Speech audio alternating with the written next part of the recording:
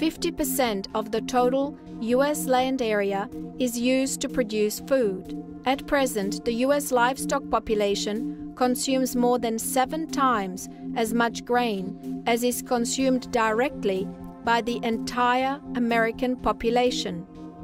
There is a consequence not just in our health, but also on what it means to the environment in order to farm all these animals.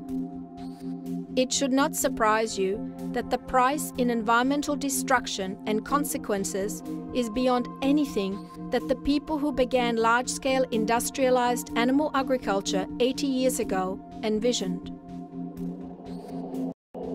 The first step in animal agriculture is that native forests have to be cleared for growth of crops to feed the animals, as well as to allow sufficient pastures to house and grow them. Professor Pimentel is Professor Emeritus from Cornell University. We feed 280 million metric tons of grain to our livestock. That's enough grain to feed 800 million people as vegetarians. As you know, the World Health Organization reports that 3.7 billion people out of 6.5 billion total, so it's near 60% of the world population are now malnourished. The largest number of malnourished people ever in the history of the earth. It may not seem that important to cut native forests. Trees will grow again, you might say. What is the big deal about cutting trees? Getting rid of forests is a huge deal for the following reasons. Natural forests catch water from rain and snowmelt. This not only prevents the water from running off, causing soil erosion, the water held by the dense forest floor replenishes underground reserves and evaporates to form clouds. Clouds not only bring more rain, recycling water naturally, they also prevent heating of the earth by the sun. Professor Tom Lyons holds an established chair within the School of Environmental Science at Murdoch University in Australia. His interest is concentrated on the lowest 200 meters of the atmosphere where we all live and is directed towards the solution of environmental problems. When you change an agricultural surface or a native vegetation surface, you're actually changing the climate of the region. The cooler temperatures prevent drying.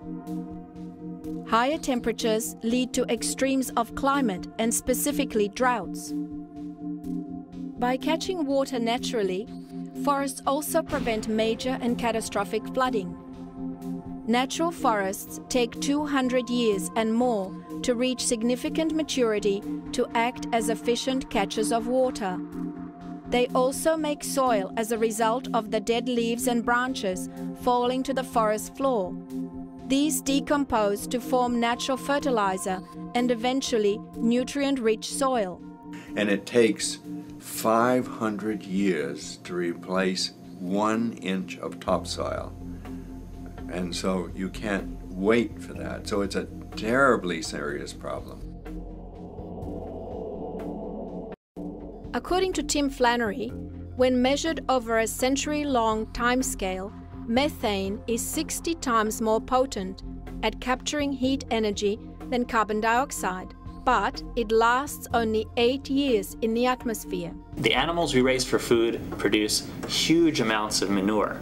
In fact, these industrial animal factories that are primarily used to raise animals for food in the developed world need to store these feces in huge acres and acres of cesspool, which they euphemistically call lagoons.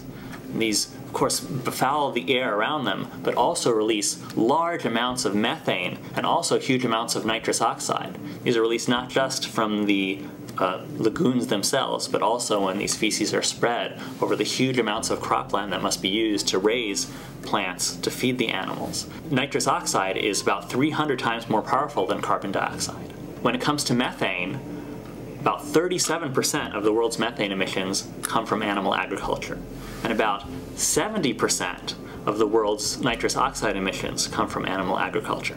These gases, which are produced in smaller quantities than carbon dioxide but are far more powerful, have a huge effect. And because their power, and because they come mostly from animal agriculture, it makes this sector of the economy important to target in any effort to address this serious global crisis. The average meat consumption in the 1950s was 170 kilos, or 374 pounds per person per year in the United States. Today this figure is 277 kilos, or 610 pounds per person per year. This massive increase, when taken into account with the ever-growing world population, means that unfathomable numbers of animals have to be grown and killed on a daily basis. In the United States alone, it was estimated that 1 million chickens were killed every hour in the year 2000. The worldwide figures for the number of animals killed every day to end up in supermarkets, restaurants, and in your home is staggering. Around the world, about 60 billion animals are slaughtered every year for food. And that doesn't even include all the animals that don't make it to slaughter. In the United States alone, more than 10 billion animals every year are killed for food.